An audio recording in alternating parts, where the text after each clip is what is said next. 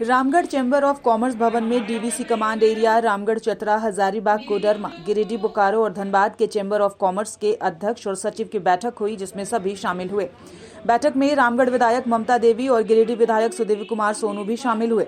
बैठक में शामिल विधायक ममता देवी ने कहा कि डीवीसी की बिजली कटौती किसी भी हाल में बर्दाश्त नहीं की जाएगी। बिजली को लेकर के ही सारे विषय पर बात हुई कि जिस तरह से बेतहाशा बिजली की कटौती हो रही है और लोगों को काफ़ी परेशानी हो रही है, या उद्योग हो या अन्य व्यवसाय हो या बच्चों का पढ़ाई हो, सभी चीज़ पे बाधाएं उत्पन्न हो रही हैं, जिसको लेकर के हमेशा से चैम्बर ऑफ कॉमर्स के माध्यम से रामगढ़ में और विभिन्न जिलों में प्रदर्शन भी किया गया। एक दिवसीय धरना प्रदर्शन भी हमारा डीवीसी में भी था और साथ ही विधानसभा में भी हम लोगों ने बहुत ही प्रमुखता के तौर पे इस विषय को उठाया था, लेकिन अभी तक कोई भी पहल हमारे सरकार के माध्यम से नहीं की गई है। तो हम लोग फिर से प्रयास करने जा रहे हैं कि माननीय मुख्यमंत्री जी से एक टाइम लेंगे और चैम्बर ऑफ कॉमर्स के जो प्रतिनिधि मंडल है उनके साथ मिलकर के इस विषय पे हम लोग बात करेंगे। और ये पहल होनी चाहिए सरकार की भी, क्योंकि बिजली कटौती जो डीवीसी की तरफ से की जा रही है, यहाँ जनता तो कोई परेशानी उत्पन्न नहीं कर रही है।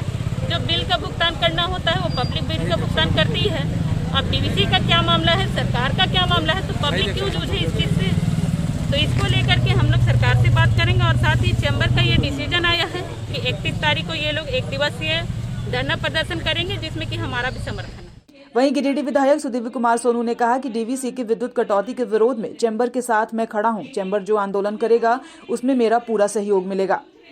आज हम लोग रामगढ़ चैम्बर भवन के अंदर में डीवीसी के कमांड एरिया के सभी चैम्बर ऑफ कॉमर्स, जो सातों जिला के चैम्बर ऑफ कॉमर्स के अध्यक्ष और सचिव की बैठक आहूत की थी। और हम लोग जिस प्रकार से डीवी पूरे इन सातों जिलों के अंदर विद्युत की कटौती कर रहा है, हम लोग आज इसके विरोध में यहाँ मीटिंग आयोजित किए थे और हम लोग यहाँ निर्णय लिए हैं कि 31 तारीख को हम लोग सभी इस सातों जिलों के सभी विद्युत अधीक्षण अभियंता के कार्यालय के सामने घेरा डालो डेरा डालो कार्यक्रम का आयोजन करेंगे।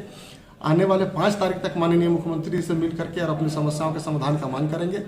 उसके बाद हम लोग अगर इस पर भी बात नहीं बनी तो हम लोग माननीय न्यायालय के शरण में जाने का भी निर्णय लिया है। और इसके बाद भी अगर बात नहीं बनी तो लगातार 3 दिन तक इन सातों जिलों का शहरी क्षेत्र हम लोग बंद कराएंगे।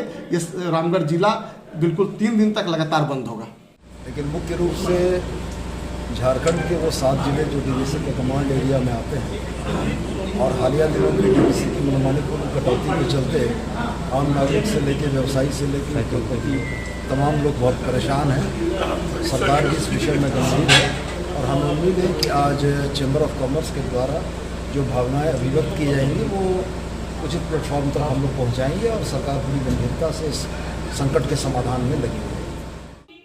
डीवीसी कमांड एरिया के सातों जिला चैम्बर ऑफ कॉमर्स के अध्यक्ष सचिव का प्रतिनिधि मंडल मुख्यमंत्री हेमंत सोरेन से मिलेगा और डीवीसी की विद्युत कटौती से राहत दिलाने की मांग करेगा। इसके बाद भी अगर डीवीसी की विद्युत कटौती बंद नहीं की जाती तो DVC command area Ramgarh, Chatra, Hazaribagh, Koderma, Giridih, Bokaro और धनबाद जिले को चैम्बर बंद करवाएगा। न्यूज विंग के लिए रामगढ़ से मोहम्मद शाहिद की report. Giridih is a small place and we have like very less facilities in terms of education and this kind of infrastructure. It came to our mind that basically there should be good opportunities for the students of Giridih, those who are leaving the town and going outside for studies, their higher studies and their education. I wanted my son to start with the coding classes, so I researched it online. I got through all the reviews and everything. Then I got in touch with the White Hat representatives and I was very happy with the progress and all how he was doing. So then I thought that why not to implement it in our school so that all the students are able to learn this thing. I started coding because we can make our thoughts real. We can interact with the computer. White Hat Junior is helping me to create a web browser. And I think on this part White Hat is actually leading on this coding platform. It is definitely a very good platform and one should implement in every school.